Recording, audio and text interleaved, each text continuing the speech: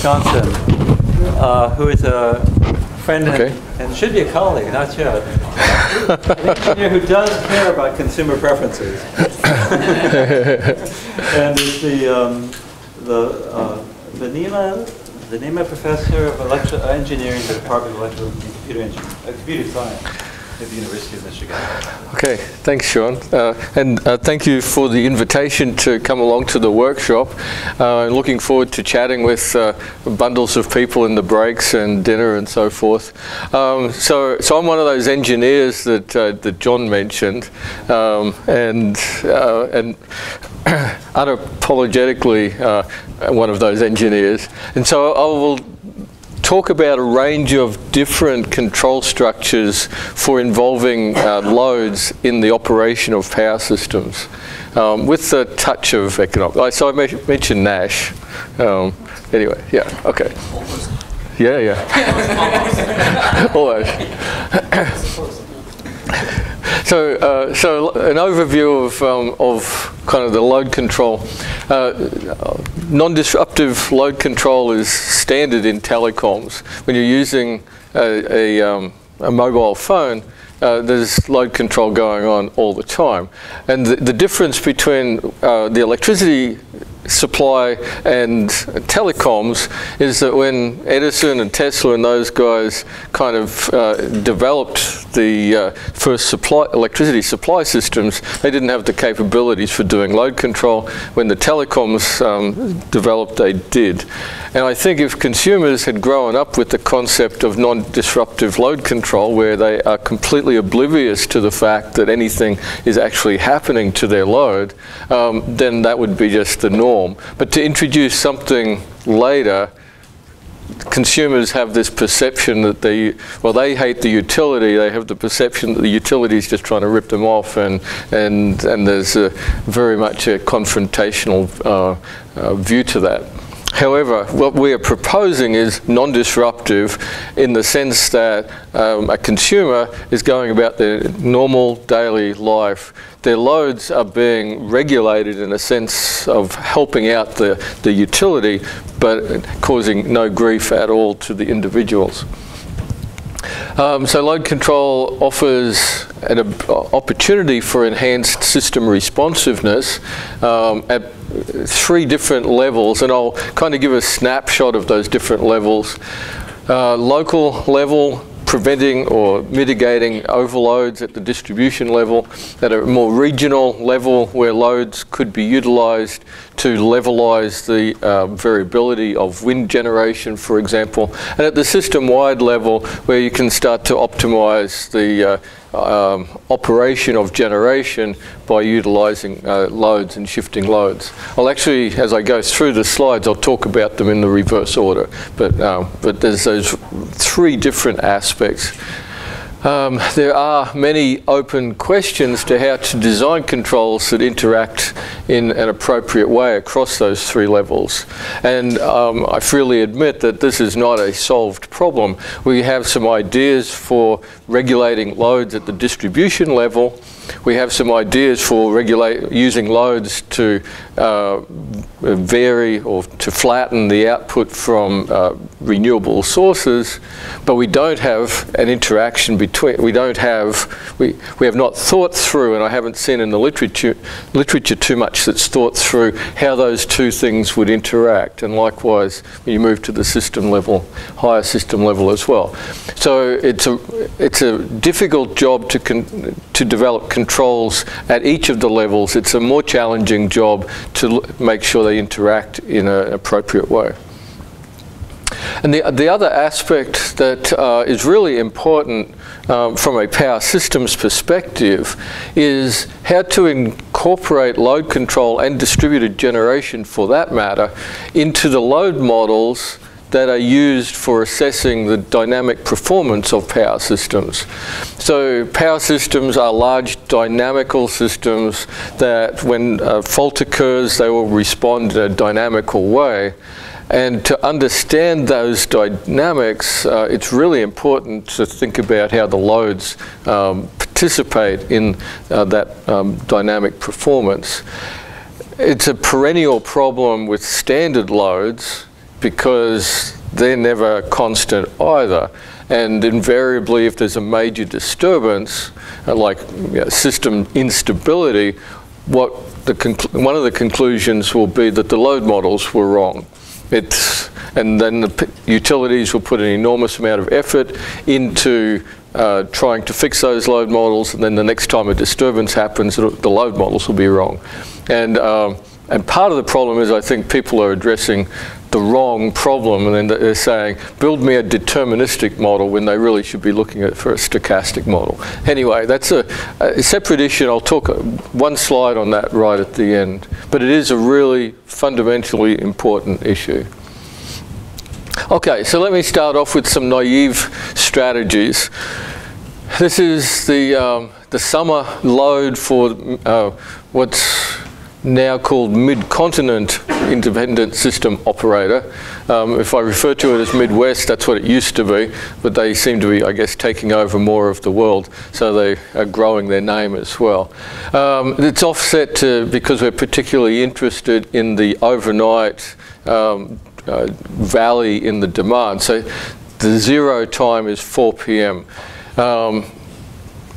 So the guy from the first presenter mentioned about summer peaking loads. So Midwest ISO is a summer peaking load. PJM is a summer peaking load. All of this is air conditioning. So this is the peak. Here's the evening. People come home, kind of turn TVs on and stuff, and then the load drops off. So the motivation here is lots of plug-in electric vehicles, and we want to be able to charge them. And the most desirable outcome, making a few assumptions about convex cost functions and so forth, is the economically efficient, to use the jargon, outcome is to have this levelized demand overnight, so the energy from the vehicles fills that valley. And that's what people would like to do. So one strategy that is popular in discussions is a time-based strategy. My electric vehicle has a timer. I set it to start charging at 10 p.m., for example. And some people might set it for 9, some for 11, but there's this kind of time. And it's motivated by time of day tariffs. And if you do that, what you will find is that you induce another peak in the system. This is already happening in Australia, where they do have time of day tariffs, and so what they're seeing is a pre-cooling. People run their air conditioners for the half an hour prior to the higher tariff. They run their air conditioners after the tariff drops back to a lower. And so it's inducing these the behavior, which is natural enough, but it's hard on the grid. And that's what one would see. It's kind of putting some of the demand where you want it to put it, but it's also inducing another peak. Let's think about a price-based strategy. So I'm an engineer, and there's a lot of stuff in the literature that I just do not think would stand up to increasing, in this case, the number of vehicles. And one of the reasons is, as you increase the number of participants in these schemes, you're increasing the gain. And as you increase the gain, you're going to a high gain feedback process. And instabilities are an outcome of that. So again, plug-in electric vehicles is our motivating example. I actually was in Moscow last week and talking about these things. And in Moscow, in Russia, renewables are not an issue at all. Plug-in electric vehicles are not an issue at all. So these slides went down like a lead balloon in Russia. But anyway, you can think of other participating loads as well. So for 1 million vehicles, this is in the Midwest. The price-based strategy is fairly straightforward. It just says when the price falls below a certain threshold, then I'm happy for my vehicle to charge. And when the price goes above a certain threshold, a higher threshold, then I don't want my vehicle to charge anymore. It's too expensive. And it's just a simple hysteresis band that's in action. That works quite nicely for a relatively small number of vehicles. It is scalable as the number of vehicles grows, but you start to see some jitter. There's a high gain in action here, And then you can find this bursting phenomenon happening, that when the price drops, there's sufficient vehicles that turn on that they influence the price at the next time period. There's an assumed 5-minute price clearing in this process. So the next time the price clears, it's gone high, a lot of vehicles turn off, and you end up with this phenomenon, which would actually drive the power system unstable. And I'm sure there are ways of mitigating that, but this is a sort of warning that you want to be thinking through schemes that can grow with the number of participants. Okay, so I'm an engineer. I think about control loops. I want to think about how to incorporate loads into the control of the system. One of the things I need to think about are competing objectives. So the consumer, the local consumer has certain objectives. If it's a plug-in electric vehicle, I want it charged by a certain time. If it's a thermostatically controlled load, an air conditioning load, I want my temperature to be within some deadband. But then there's the service that I'm potentially providing to the grid as well. It might be that I am wanting to balance the output from renewable generation. So there's this competition between the two different participants in this control loop. The other one other aspect is the legacy grid. And the legacy operating strategy for that grid is not going away. There's an enormous investment in that strategy, that operating philosophy. It will be there. So any proposal has to fit within that operating strategy. And then the third point is centralized control of billions of devices is infeasible. And so we want some kind of strategy that is compatible with having very large numbers of active devices that can be regulated in some way, but I don't want to have to be sending individual signals to each device. And the general framework that we've been exploring is to have a load aggregator, whether that be in an economic or business sense, or whether that be a control loop. In our framework, this is a part of the control loop. That aggregator is listening to the loads, acquiring information, sending a common signal, broadcasting a common signal to all loads, and they respond in their own particular way. On the system side, this load aggregator looks like a negative generator and can participate in the activities on the system side just like a generator would participate. So you want to be able to communicate with the loads. This is the system, the advanced metering infrastructure, so-called advanced system that's been implemented in Michigan. And it's a fairly standard process. It comes from a company called Itron, and I think it's in Southern California, Edison, and a number of other utilities as well. There's a home area network. Typically, Zigbee communicates with the electricity meter, local area network acquiring information from those meters, consolidating it and sending it across the wide area network to the distribution company. That's great, except if you want to actually do any feedback control, because the latency is something like 45 minutes. If you want to signal back out to a load, wait 45 minutes before you get any response. This is a $150 million investment that is basically useless for doing control. But because it's there now, it's not about to be replaced by something that is useful. So this word advanced is, it's advanced relative to 1950, but it's not any sense of advanced. So having the infrastructure is one thing, knowing what to do with it is a completely other story. So I know utilities are requiring an enormous amount of information and don't know what to do with that information and can't close the loop back anyway. So sort of what's the point? Opportunity lost. And this is called smart grid. Anyway. So I'll jump off my soapbox now and start talking about something that's a little bit more technical. So looking at the large grid level, we want to be able to fill the valley overnight. We don't want to have to individually address vehicles or other loads to do that. So one concept is to look at decentralized control opportunities. And I'll freely admit that this is not a particularly practical outcome, but it sort of motivates some interesting thought processes. So if we have each individual vehicle is minimizing their own particular cost function, which is composed of the price for energy. So the U is, so this is an electric vehicle centric idea. The U is the energy that I'm purchasing to charge my electric vehicle over the horizon, capital T, and P is the price, and the price is dependent upon not just my vehicle, but it's the price that's dictated across the system.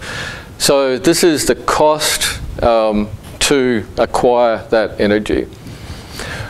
Then if you forget about this term for now, and then there's a terminal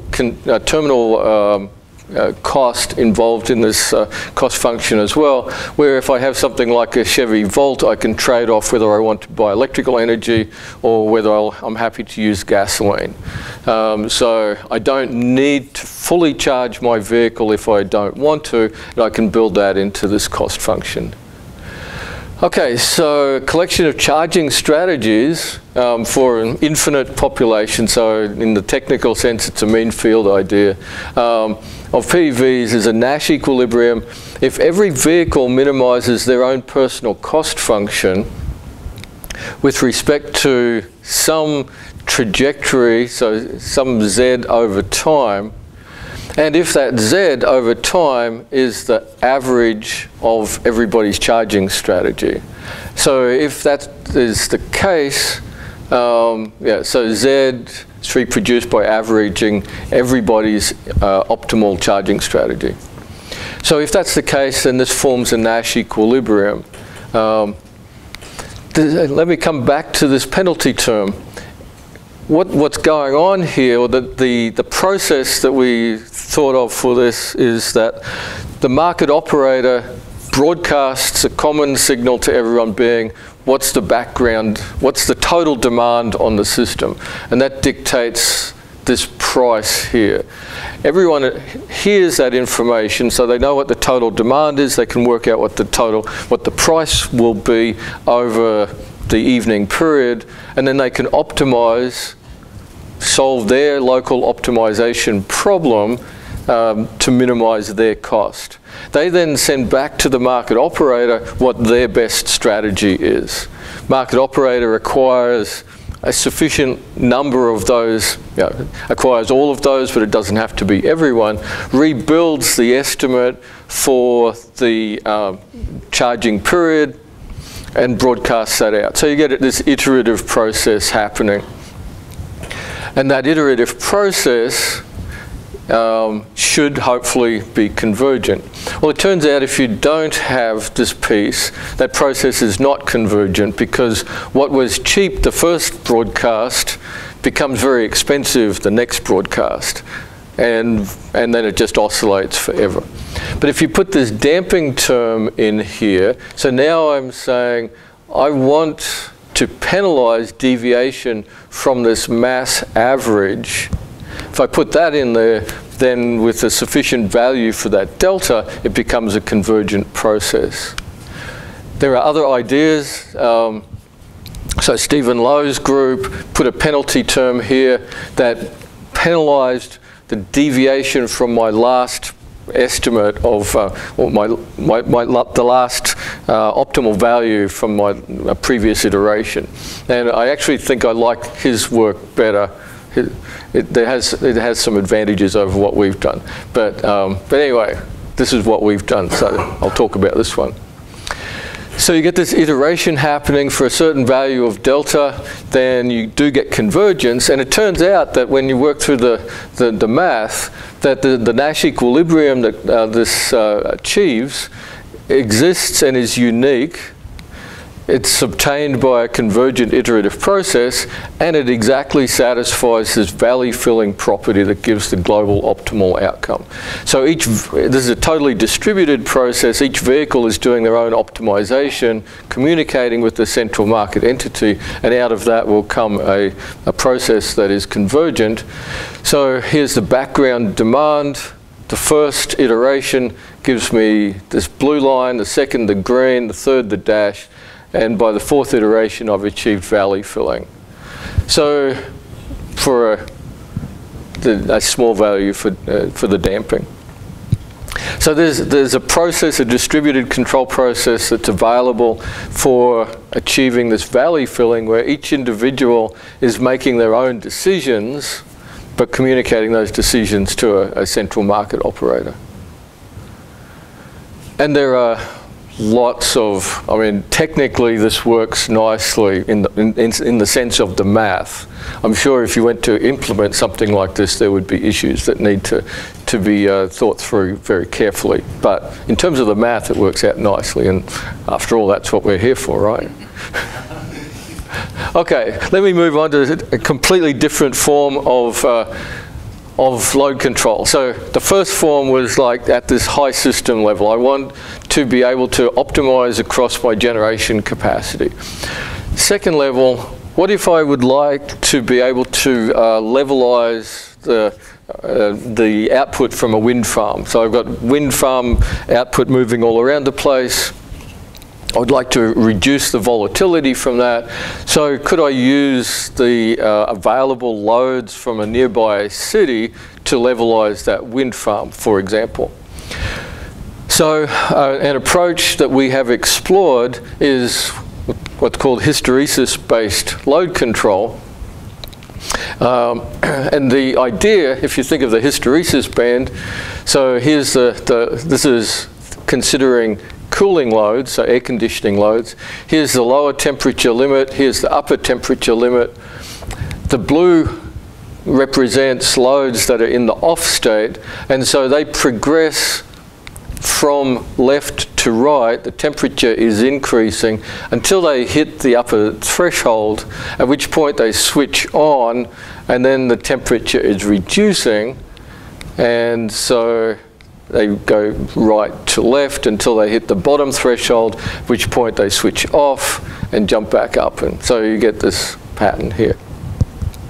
So there's controllability available from that in a number of different ways. And the simplest way, or a simple way, is just to move the deadband a small amount. So if I want to increase the load, I can lower the set point by a small amount. By lowering the set point, these loads up here switch on a little prematurely, so I increase the demand, and these loads down here switch off a little later. So again, I've increased the demand through that process. If I want to decrease the total load, I just raise the set point a little bit.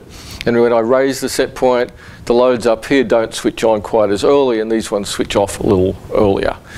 So I get control by moving the entire, I move the set point, I keep the deadband symmetric about that set point and move it up and down a little. So this is a figure that comes from Duncan Callaway's work. He used 60,000 air conditioning loads. The top trace is the power output from a wind farm in Minnesota, and it's moving around. The scale is hours, so it's moving around over time. At this point, he started this hysteresis-based control and was able to force the demand to exactly track, not exactly, but almost exactly track the generation output. This is the error between the demand and the fluctuating generation. And you kind of think, okay, so how much do I have to move the set point to achieve that level of control. So the third trace shows that the nominal temperature is set to 20 degrees Celsius. The deviation, this is what the deviation in set point that is achieving this level of controllability. The maximum deviation is just over 0.1 of a degree Celsius. No one can perceive a 0.1 degree Celsius change in their comfort level. So this is completely non-disruptive, but it's giving a significant amount of controllability to the system. There are issues. Most thermostats are not accurate to 0.1 of a degree. And so you have to start to think about the nature of the thermostat and some of the physical hardware characteristics as well. But in theory, at least, there's a very small change in temperature required to achieve a fairly large change in load. We've extended that idea to controlling the charging of plug-in electric vehicles. So plug-in electric vehicle charging is not naturally a hysteresis-based process. A brief explanation, if you think of this is time, this is state of charge for the battery on a plug-in electric vehicle.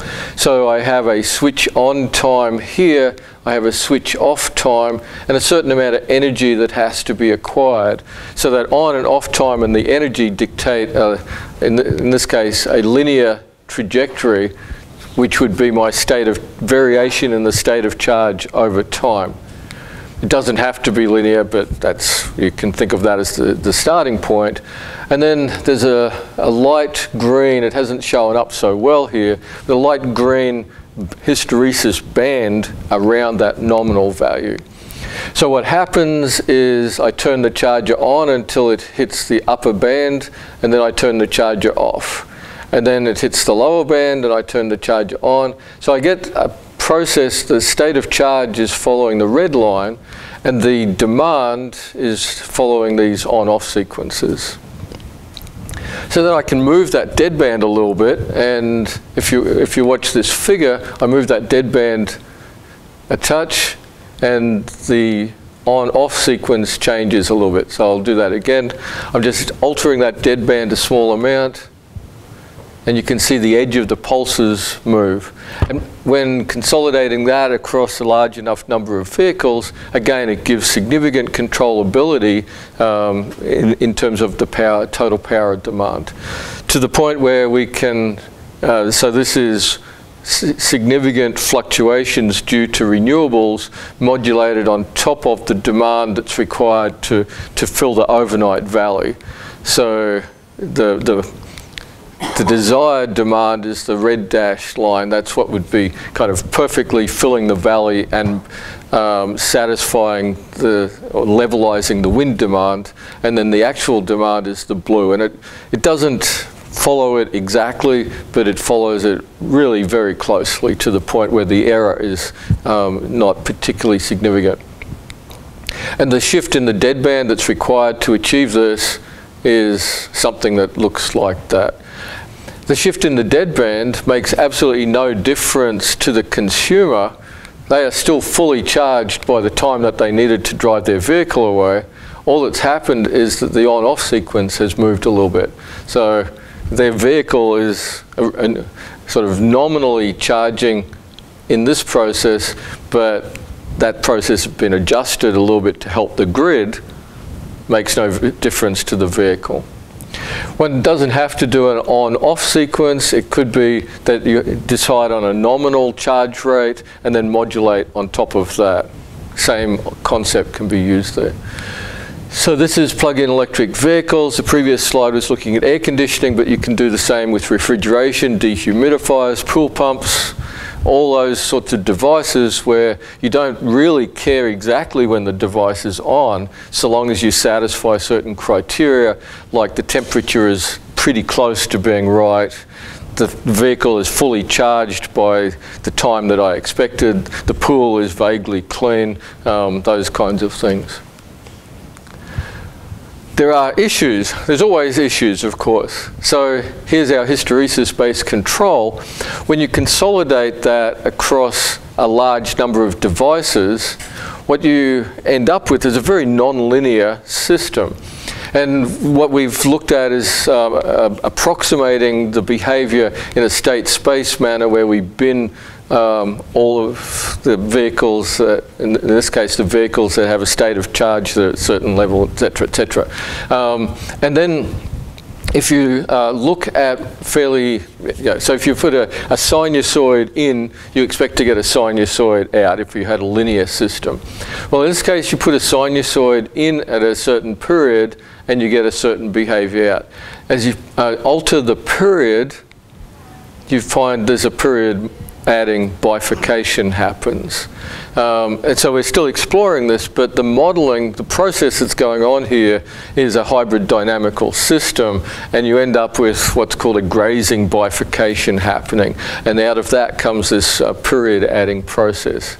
So very nonlinear, really interesting math, but again, something to kind of be aware of as you start to think through some of these load control strategies. Okay, so moving down to the lower level and thinking about a distribution level.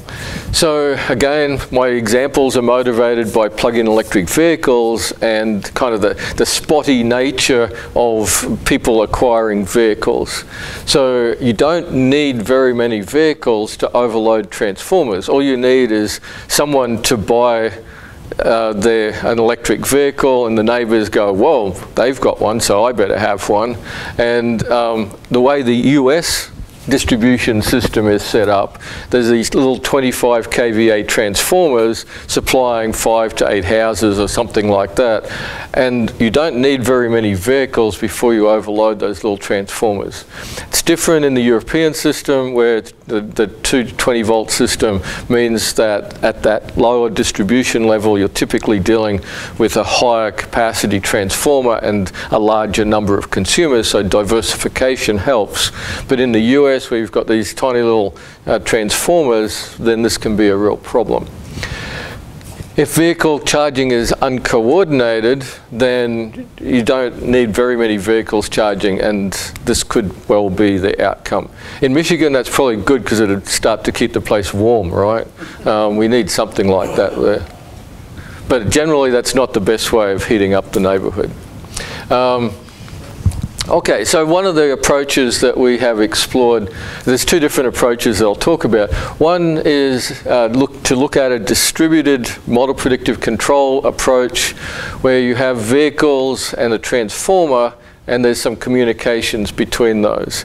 The idea is that the vehicles alter their charging process to ensure that the temperature within that transformer does not go above a certain critical threshold. The approach that we've looked at, when you write out the math, there's only the current being supplied to the vehicles is driving the temperature, and the only common variable within, well, the process is decouplable except for that current value. So what we've ended up with, what we looked at in this particular case, was a dual decomposition idea where the transformer plays the role of this price manager, if you like, and is monitoring the current through the device, and based on that is updating this kind of pseudo price, which then goes off to the individual plug-in electric vehicles. They're minimizing their cost, but then they're also minimizing against this pseudo price.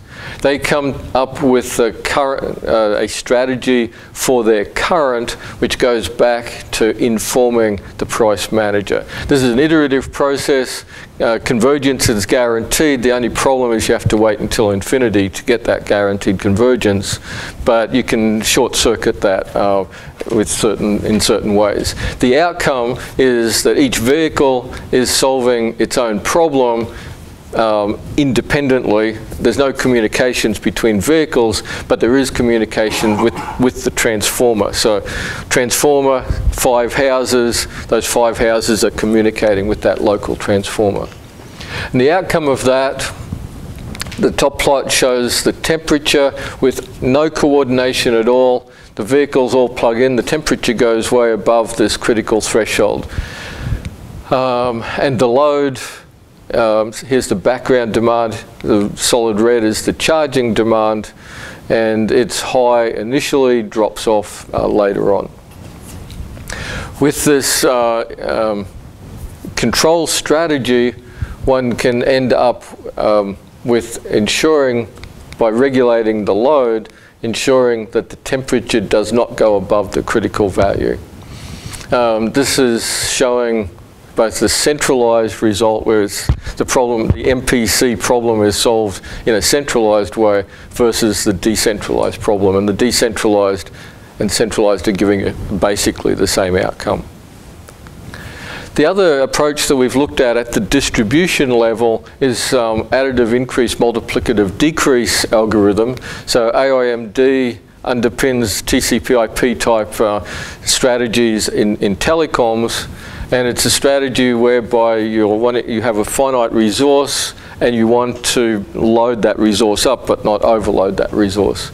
The general idea is that when you are below the limit, you periodically increase demand, and you can work through this additive increase process until congestion is reached, you overload something, then you get a signal out that says overload, and then there's this multiplicative decrease process, and then that repeats.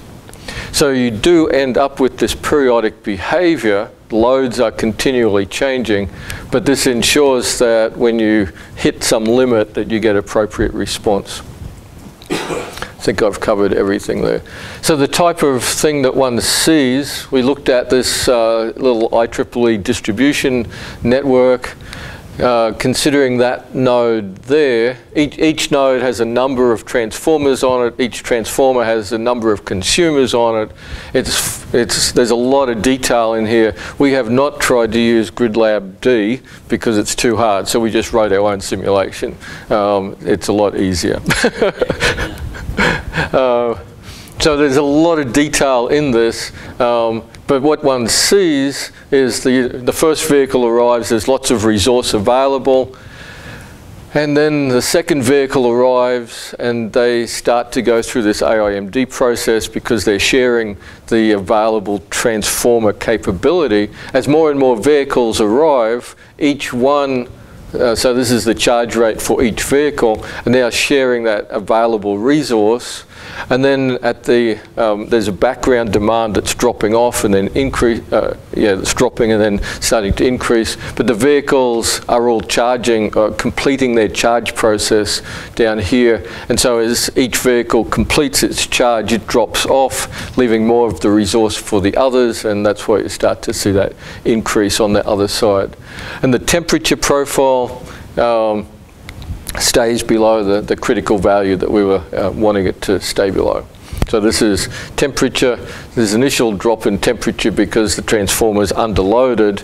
Through this process here, AIMD is keeping the temperature, the loading at an appropriate level, and then later on the demand is, the total demand on the transformer is dropped off. Okay, and the last thing that I'll talk about, Sean's starting to get a bit nervous there. So the last thing I'll talk about is kind of putting load control in a larger scheme for operating power systems. And so the overall scheme that we have been exploring is this 3-level operational strategy. For those who are familiar with power systems, this is somewhat equivalent to unit commitment. Level 2 is equivalent to economic dispatch. And then we have corrective control at level 3. It's a model predictive control strategy. And at level 3, we're utilizing load control along with available storage, generation, fax devices, and so forth to eliminate overloads that might occur as a result of lines tripping out or generators tripping out. So we're dealing with longer-term dynamics, not fast transients. For fast transients, I do not think model predictive control is a relevant strategy. But when you have like 15 minutes or 15 to 30 minutes of as being the typical time constants, then I think MPC is a reasonable strategy. So level 2 establishes references, the kind of reference that level 3 drives towards. We monitor and adhere to limit violations, provide fast corrective control, and can achieve, minimize temperature overloads on transmission lines, transformers, restore voltages to within limits, those kinds of things. How MPC, model predictive control, works, it's, without going through the details, what that's shown there, you predict behavior, you look to achieve the optimal, what inputs achieve optimality over that prediction horizon, implement the first instance of that sequence of inputs, apply that to the system, then monitor the system a short period of time later, and repeat the process. So when you monitor the system, that provides the initial condition for a prediction phase. The controllable inputs that we have explored in this work so far are storage, load, wind spill, so we're using the ability to spill wind as one of the control variables, generator changes, and phase shifting transformers. The uncontrollable, the exogenous inputs, nominal weather, wind conditions, thermal effects, and the nominal demand as well.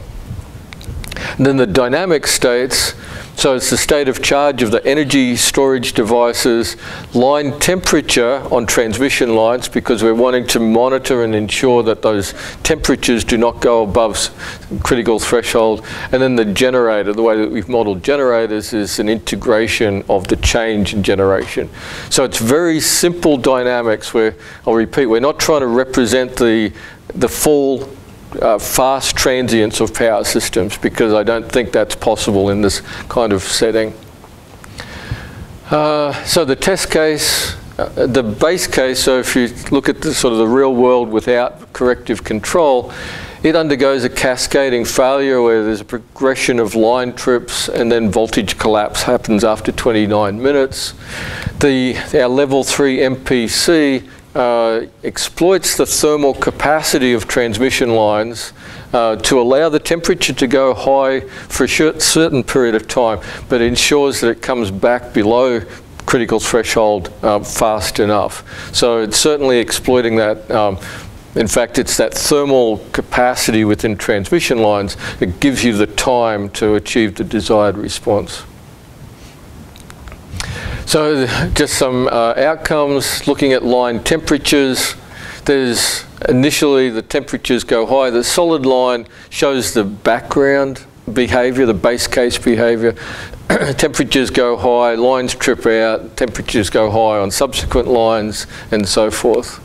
The MPC process, there's insufficient control. The temperatures go high initially, but then are brought back down to a reasonable level. There's some model inaccuracy. That's why they don't sit at that lower threshold for the whole time. Looking at the maximum flow over power lines, again, they're initially high but brought back down to a reasonable level very quickly. Looking at the load curtailment, so this is where we're using the load control. Depending on the horizon, the MPC horizon, if it's a short horizon, it will be more aggressive control, and so it will remove up to 2.5% of the total demand, but then that can be restored quite quickly as well. And the last thing that I'll mention is just this getting back to the uncertainty associated with load modeling and how to deal with that. So this is kind of like taking an orthogonal direction for this last slide, but just wanting to motivate the idea that rather than thinking about a deterministic model of the system, and in particular of the loads, if one starts to think more about uncertainty and uncertainty in the parameters, then how do you go about mapping that uncertainty through the nonlinear, non-smooth dynamics of the system? So in this case, it's a simple little system, but in terms of system size, it's small. In terms of system models, it's a full-blown model. There's uncertainty represented by this box, and there's actually uncertainty in another dimension as well. The blue line shows the nominal trajectory in phase space, and it's mapped along with that nominal trajectory is the uncertainty. And this uncertainty is captured in this moving parallelotope. So you can capture that uncertainty bound rather than just generating a nominal trajectory. And in the time domain, what that looks like is the light green, which doesn't show up very well, is the nominal trajectory, but then there's a bound around that nominal trajectory that one can use to assess how uncertainty is affecting behavior as time propagates. And I think that's fundamentally important for future power system analysis as the level of uncertainty increases due to renewables and load control and so forth. So in conclusion, significant actuation is available from non-disruptive control of highly distributed loads. There are certainly technical issues. There are also social issues. How do I incentivize consumers? Even though they won't know this is happening, they still want something. And how do I provide appropriate incentives for consumers to participate? So this is sort of the main part of the talk, but then I'll just mention again, this modeling issue is vitally important and something that certainly needs to be addressed. And there's a bunch of references that kind of summarize, or actually, no, the talk summarizes the references. That's the right way around. Yeah. Okay, so that's it. The questions.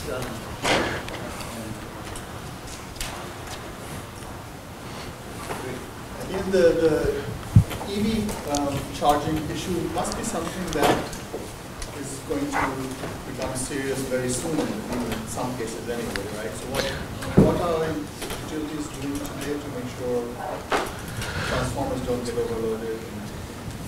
Are they receptive to schemes like this?